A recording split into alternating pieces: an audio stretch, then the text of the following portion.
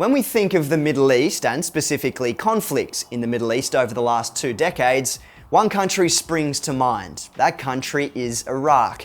From its conception as a modern state in 1920 to the removal of a dictator and the power vacuum that followed. Hello and welcome to In Focus.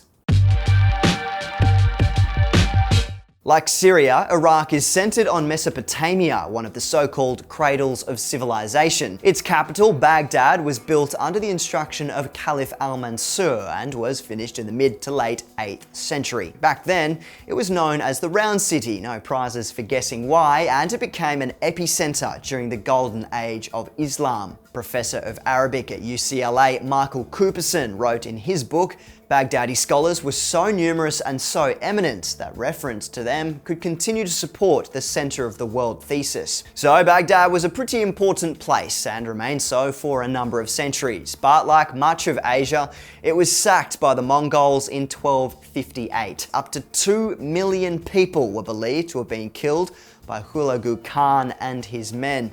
In the eyes of many scholars, the siege triggered the end of the Islamic Golden Age. The Grand Library of Baghdad was destroyed, and with it, priceless historical artifacts, including years and years of documented scientific breakthroughs on everything from medicine to astronomy. Survivors of the siege describe the famous image of the river Tigris running red and black from blood and ink.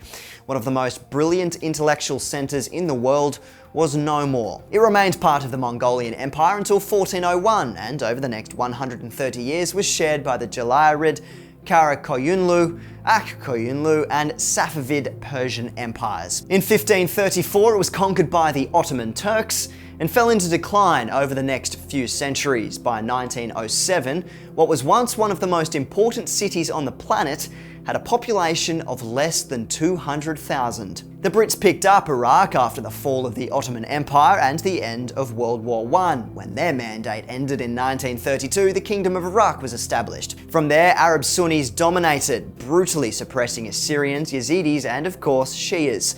Periods of unrest followed, and for a very brief time, the country was actually run by a pro-Nazi government. Allied forces, of course, had to knock that on the head, and so they did. And at the end of World War II, Iraq joined the UN and became a founding member of the Arab League. In the interests of keeping this episode short, know that the British-aligned Hashemite monarchy was overthrown in 1958.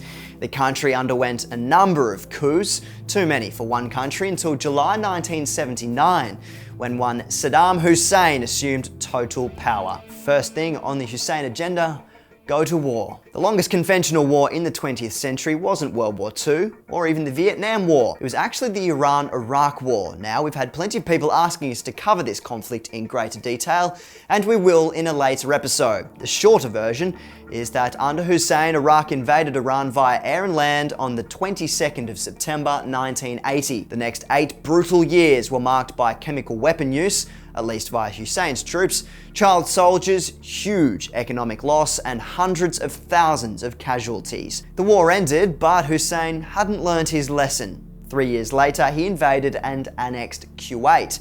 That led to the Gulf War, an overwhelming victory for the US and its allies, and heavy sanctions against Iraq. The war left a lasting impression on the US.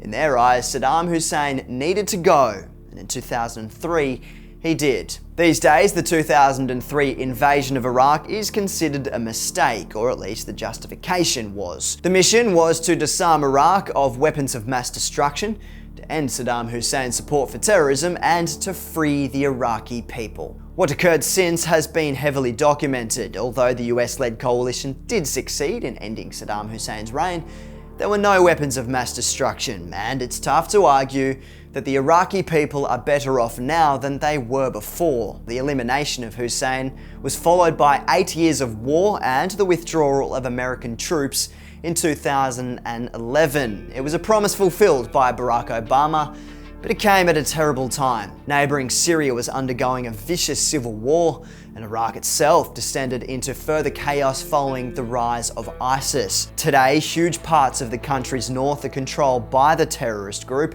with a weak military unable to recapture lost land. Like Syria, the future of Iraq depends heavily on the outcome of next year's US presidential election.